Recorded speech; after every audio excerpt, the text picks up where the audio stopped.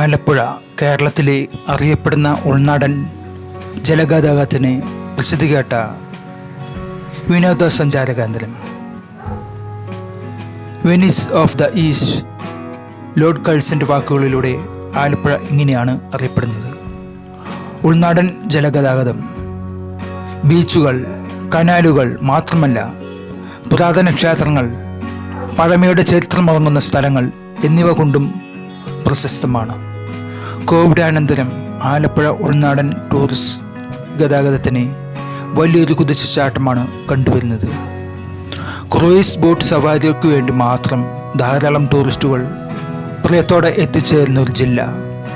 ഇന്ത്യക്കകത്തു നിന്നും പുറമേ നിന്നും ടൂറിസ്റ്റുകൾ എത്തുന്നത് പ്രധാനമായും ഉൾനാടൻ ഗതാഗത ജലസവാരിക്കാണ്. വൺ ഡേ ക്രൂയിസ് ബോട്ട് ടൂറുകൾ പ്രധാന ആകർഷകങ്ങളാണ്. എയർ കണ്ടീഷൻ റൂമുകൾ, പ്രകൃതി സൗന്ദര്യം ആസ്വദിക്കാനുള്ള മട്ടുപ്പാവുകൾ, നാടൻ മത്സ്യവിഭവങ്ങൾ, വിഭവസമൃദ്ധമായ കേരള സ്റ്റൈൽ ഭക്ഷണം, കരോക്കെ ഗാനമേള എന്നിങ്ങനെ ടൂറിസ്റ്റുകളെ ആകർഷിക്കുന്ന അനവധി ഘടകങ്ങൾ ഈ യാത്രയിൽ ലഭ്യമാണ്. ഇതുപോലെ കേരളത്തിലെ പല ഉൾനാടൻ ഗതാഗത സൗകര്യങ്ങളുള്ള ജില്ലകൾ വേറെയുമുണ്ട്. എന്നാൽ കേരള ഗവൺമെൻറ് എന്തുകൊണ്ടോ ഇത്തരം ടൂറിസത്തെ പ്രോത്സാഹിപ്പിച്ചു കാണുന്നില്ല. പ്രത്യേകിച്ച് യൂറോപ്യൻ രാജ്യങ്ങളിൽ ഇത്തരം ടൂറിസത്തിന് വലിയ പ്രാധാന്യമാണ് കൊടുക്കുന്നത്. അതിലൂടെ ധാരാളം വിദേശ പണം അവിടേക്ക് ഒഴുകിയെത്തുന്നു.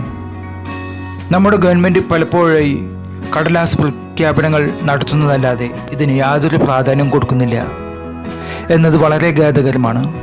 കേരളം പലപ്പോഴും ടൂറിസ്റ്റ് ഫ്രണ്ട്ലി അല്ലെന്ന് പല വിദേശികളും സമ്മതിക്കുന്ന ഒരു കാര്യമാണ്. നമ്മുടെ ഗവൺമെൻറ് ഇതിന് വിപരീതമായി ഉൾനാടൻ ടൂറിസത്തെ പ്രോത്സാഹിപ്പിക്കുകയാണെങ്കിൽ ധാരാളം തൊഴിൽ സാധ്യതകളാണ് ഇതിനെ ചുറ്റിപ്പറ്റി ഉണ്ടാവുക. ഹോട്ടൽ മേഖല പുഷ്ടിപ്പെടും. ധാരാളം വിദേശികൾ എത്തുന്നതോടെ ഹാൻഡിക്രാഫ്റ്റ് മേഖല, അതുപോലെ ടൂറിസ്റ്റ് ബസ്, ടാക്സി ഗതാഗതം അഭിവൃദ്ധിപ്പെടും. ചുരുക്കത്തിൽ പലപ്പോഴും പല മേഖലയ്ക്കും, പ്രത്യേകിച്ച് 5 സ്റ്റാർ ഹോട്ടൽസ് ആൻഡ് ലോഡ്ജിങ്സിന് വലിയ കുതിപ്പുണ്ടാവും. എന്തുകൊണ്ട് തായ്ലൻഡും മലേഷ്യയും സിംഗപ്പൂരും വലിയ ടൂറിസ്റ്റ് കേന്ദ്രമാവുന്നു? അവിടത്തേക്കാൾ വിഭവസമൃദ്ധമാണ് കേരളം. അതുപോലെ സുഖപ്രദമായ ഒരു കാലാവസ്ഥയാണ് കേരളത്തിലുള്ളത്. പ്രകൃതി കനിഞ്ഞനുഗ്രഹിച്ച ഭൂപ്രകൃതി ഇന്ത്യയിൽ പോലും മറ്റൊരു സംസ്ഥാനത്തിനും അവകാശപ്പെടാനില്ല. ആലപ്പുഴയെ പോലെ ഉൾനാടൻ ജലഗതാഗതത്തിന് നല്ലൊരു നാളെ ഉണ്ടാവട്ടെ. കുറഞ്ഞ ചെലവിൽ യാത്ര ചെയ്യാൻ ഉൾനാടൻ ജലഗതാഗതത്തിന് കഴിയും. ആലപ്പുഴയിൽ നിന്ന് കൈനകരിയിലേക്ക് ബോട്ടിൽ പോകുവാൻ എനിക്ക് ചിലവായത് വെറും 12 രൂപ മാത്രം. ഏകദേശം 1 മണിക്കൂർ കാലിനെയും പ്രകൃതിയെയും ആശ്രയിച്ചുകൊണ്ടുള്ള യാത്രയായിരുന്നു അത്. അതിനർത്ഥം റോഡ് ഗതാഗതത്തിൻ്റെ നേർപകുതി ചെലവ് മാത്രമാണ് ജലഗതാഗതത്തിന് ആവശ്യമായി വരുന്നുള്ളൂ എന്നർത്ഥം. ഉൾനാടൻ ജലഗതാഗതത്തെ പ്രോത്സാഹിപ്പിക്കുക. അങ്ങനെ ഒരു ഗവൺമെൻറ് എന്ന് നിലവിൽ വരും? അതോ അത് വെറും വ്യാമോഹമായി അവശേഷിക്കുക മാത്രമേ ഉള്ളൂ എന്ന് കണ്ടറിയണം. വളരെ പ്രകൃതി മനോഹരമായ ഒരു ഭൂപ്രകൃതിയാണ് ആലപ്പുഴയ്ക്കുള്ളത്.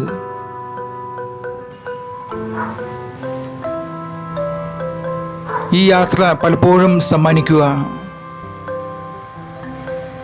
പ്രകൃതിയെ അടുത്തറിയുവാനും, അതുപോലെ ഉൾനാടൻ ജലാശയത്തിലെ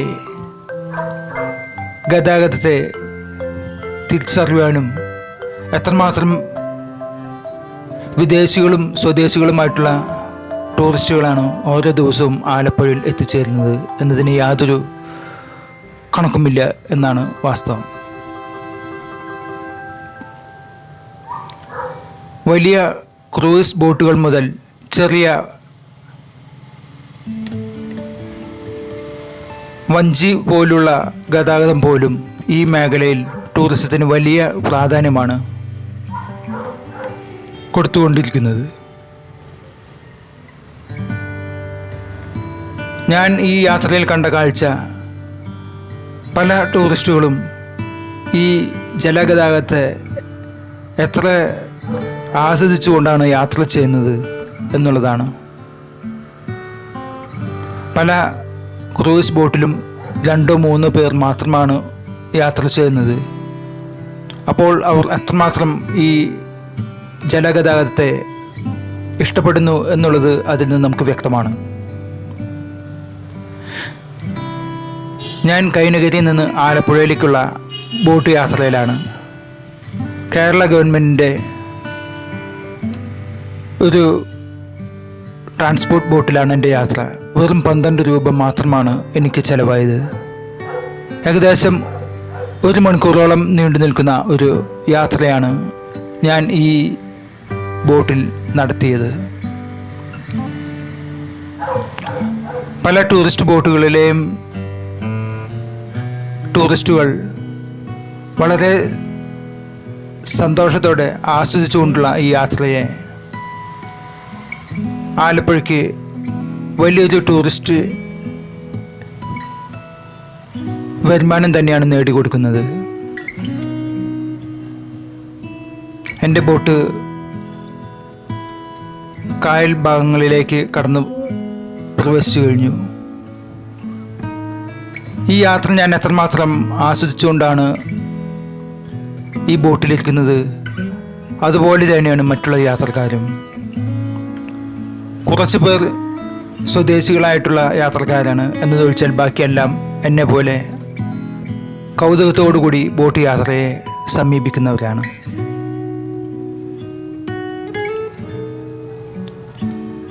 സ്വന്തമായി ക്രൂയിസ് ബോട്ട് വാടകയ്ക്ക് എടുക്കാൻ സാധിക്കുകയില്ലെങ്കിൽ ഇത്തരം ട്രാൻസ്പോർട്ട് ബോട്ടിന് സമീപിച്ചാലും വളരെ തുച്ഛമായ ഒരു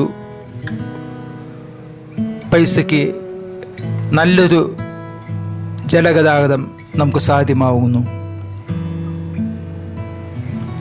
അതുതന്നെയാണ് ആലപ്പുഴയെ മറ്റു ജില്ലകളിൽ നിന്ന് വ്യത്യസ്തമാക്കുന്നതും.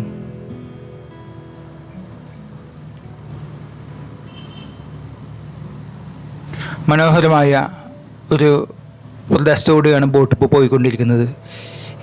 ഈ യാത്രയിൽ എനിക്ക് പലപ്പോഴും യൂറോപ്പിലെ ഇത്തരം ജലഗതാഗതത്തെ ഓർമ്മ വന്നു. നമ്മുടെ സന്തോഷ് ജോർജ് കുളങ്ങരയുടെ പല യാത്രാ വിവരണങ്ങളിലും അദ്ദേഹം പറയുന്ന ഒരു കാര്യമാണ് ഉൾനാടൻ ജലഗതാഗതത്തിന് ആ രാജ്യങ്ങൾ നൽകുന്ന പ്രാധാന്യം, അതിലൂടെ ആ രാജ്യം നേടുന്ന വിദേശ പണം, അവയെല്ലാം തന്നെ വളരെ വലിയ ഒരു സത്യം നമ്മിലേക്ക് വിരൽ ചൂണ്ടുകയാണ്. അതുപോലെ ഒരു വിനോദസഞ്ചാര മേഖല നമ്മുടെ കേരളത്തിനും പ്രാപ്യമാണ്.